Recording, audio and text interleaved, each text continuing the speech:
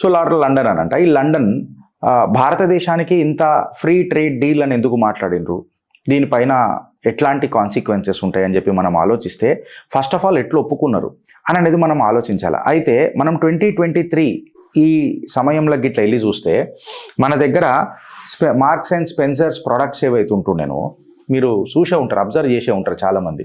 Marks and Spencer's ఏవైతే products ఉండేనో అవి జర షార్ట్ ఫాల్ దొరుకుడు షురు అయినాయి. అవి కస్టమ్ క్లియరెన్స్లు దొరుకుడు క్లియరెన్స్ కాలే భారతదేశంలో. ఈ unusual trade deception major diplomatic insult లాగా అందరు ఫీల్ అయినారు. ఇన్ఫ్యాక్ట్ అందరు ఫీల్ అయినారు, లండన్ చాలా ఫీల్ అయింది, మేజర్ డిప్లొమాటిక్ ఇన్సల్ట్ లాగా. మార్చ్ 2023 వచ్చేసరికి ఏమైపోయిందంటే ఈ ఖలిస్తానీ సపరేటిస్టులు ఎవరైతే ఉన్నారో కదా, లండన్లో మన భారతదేశపు తిరంగాను కాలుస్తారు. ఎక్కడ కాలుస్తారు? మళ్ళీ అది మన ఇండియన్ హై కమిషన్ ఏదైతే ఆఫీస్ ఉందో లండన్లో అక్కడ కాలుస్తారు. అంటే ఇది భారతదేశానికి ఎంత తీవ్ర అవమానమో ఒకసారి మీరు అర్థం చేసుకోండి.